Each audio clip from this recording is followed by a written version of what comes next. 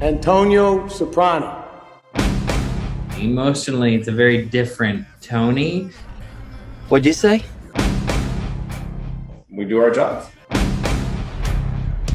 This is so cool. When my brother's away, everything goes through me. You got diarrhea.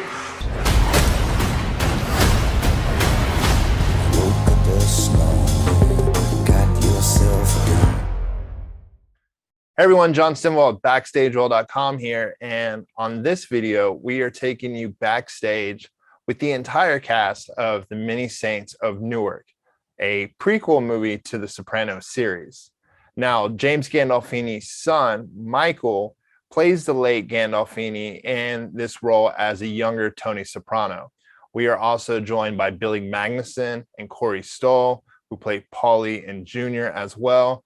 And we have Leslie Odom Jr. joining us, who plays a character that will just completely blow your socks off. That opens up a whole new possibility for the Sopranos franchise and possibly more Sopranos movies. Plus, we talked to the mafia movie legend himself, Ray Liotta, about a rumor I had never even heard about before, that he was offered the role of Tony Soprano before James Gandolfini. He answers to that rumor, as well as we talk about the internet meme from the Goodfellas of him laughing that has gone viral all over the world. He shares his thoughts on that as well. That's coming up towards the end of the video. Now, let's take you backstage with the Sopranos prequel, The Many Saints of Newark.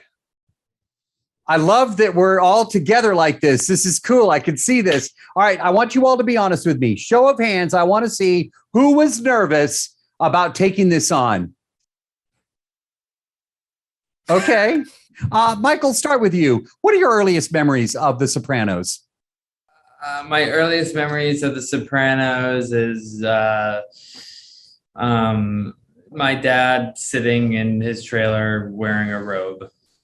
That's my earliest memory. And I get a visual in my mind about that. So that's awesome. I love that. Michael, how did you get ready for this role? I mean, you just amazing work. Everybody's singing your praises. Everybody did such a great job, to telling this story. Obviously, it's one of the biggest shows of all time. But how did you get ready for this, Michael? I mean, even down to the mannerisms. I'm a huge Sopranos fan, so I noticed a lot of things. How did you get ready? Well, I'm glad that it worked for you and translated it. I got advice from my friend that was really great. He had played a real life person who a lot of people had watched, and he said, don't do an impression, but notice some habitual things that they do to either like self-soothe or the way they react to things. So I started really looking out for, everyone's got, like self-soothing fidgets or whatever. And, Tony touching his nose and that thing. And, the way sort of my dad played Tony was having his head down and using his eyes to look around and kind of squints a lot. And just things like that really helped me get the mannerism and his gait and his breathing. And I sort of just lived and breathed the show so that I can get that in my body. So then I had more room to sort of create a different Tony emotionally. Emotionally, it's a very different Tony. So I knew if I could have the physicality, the emotional aspect can kind of expand. Who had to go back and watch some of The Sopranos to get an idea and inspiration to get ready for this movie?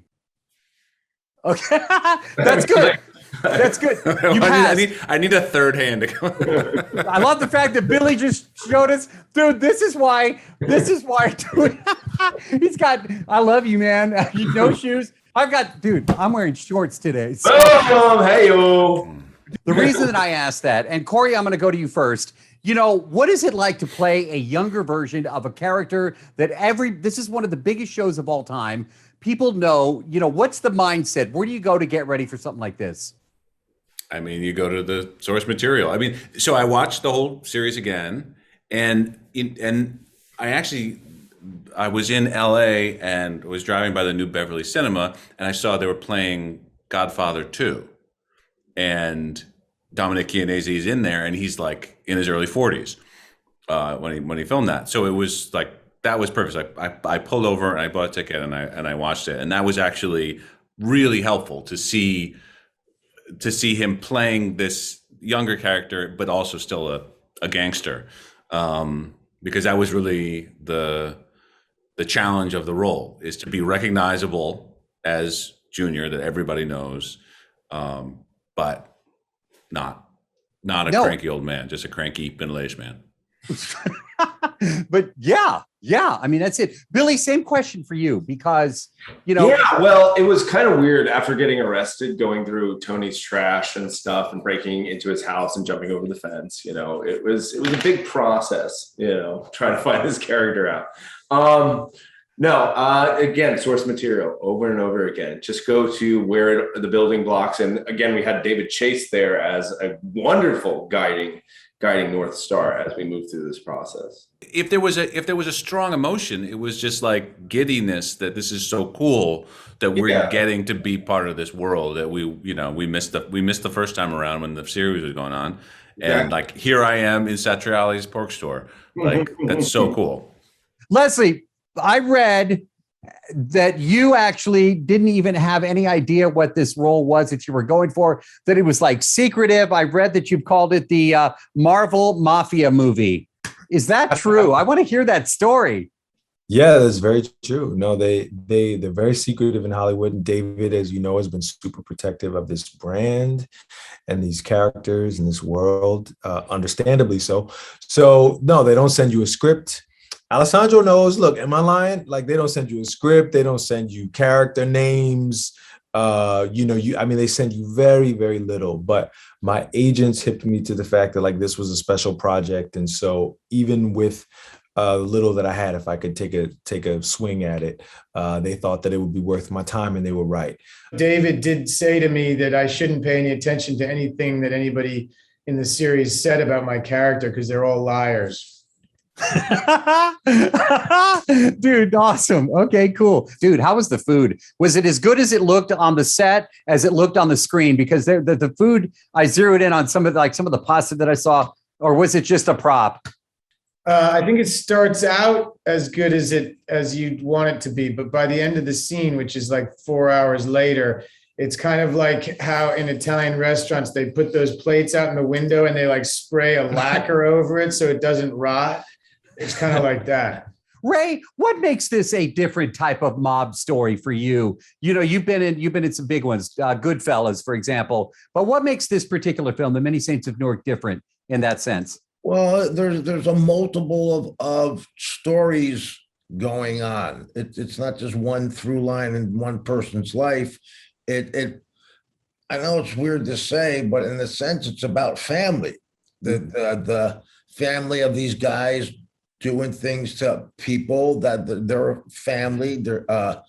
Then there's the family, like my family with my son, and my son turns out to has a kid, and that turns out to be Christopher in the Sopranos later on. And there's this family, there's Tony's family. It's just a real interesting thing that David did.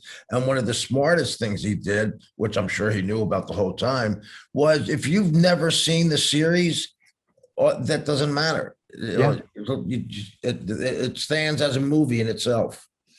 I think I read that you were almost going to be Tony Soprano in the original series. Is that true? No. I met David something like 3 years into their show, but no, I never heard anything about that. Really? The story's getting tossed around. I figured you should know that.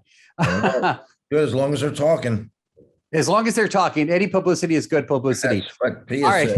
I didn't get a chance to ask you this next question last time we talked, and I have to ask you today. Have you ever sent the meme, the photo, and I'm sure you've seen it, of you laughing, speaking of the Goodfellas, you're doing this, the laugh. Have you ever sent that to anybody, like on a text message thread? No, I've never sent one, but I've seen people using it, or just out of the blue, all of a sudden, there I am about, somebody said something and I think I'm going to get this. And then there's me laughing. There's no way you're going to get it. I definitely have seen that, but no, I've never used it. Well, the reason I say this is because there's one going around right now with fall. It's summer and it's telling fall to go away, and fall is doing this, and they've got you like with a pumpkin and you're holding all this candy for Halloween. Dude, it's amazing. So I figured I just got it yesterday, and I'm like, I'm talking to Ray Liotta tomorrow. Where is it? It's like it's all over. I'll send it to the studio and I'll have them forward it to you. Okay. All right, my friend. Thanks, Dave. So there it is, the Many Saints of Newark. Dave, what did you think of the movie?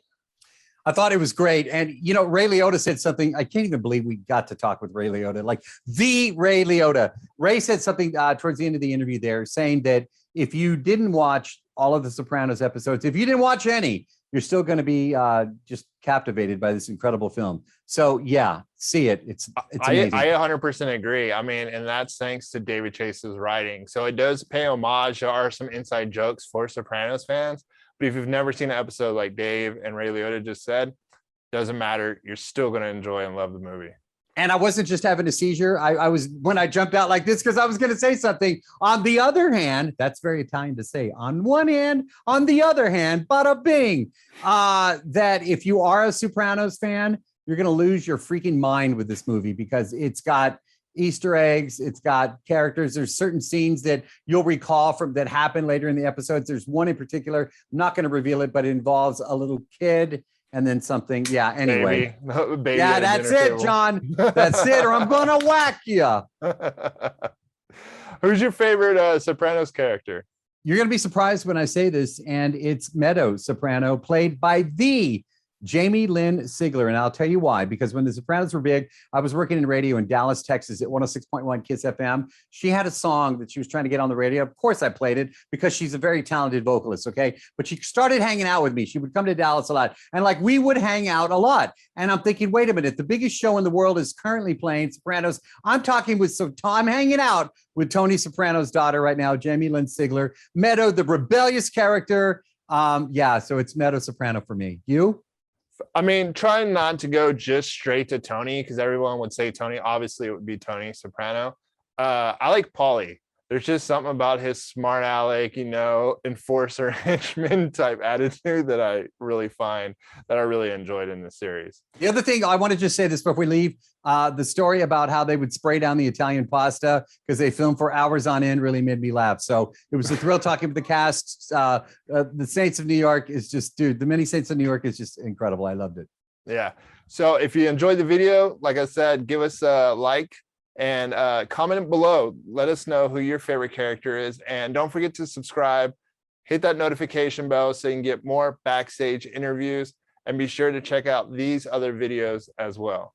Thank you. Or we're going to whack you. All right. Later, y'all.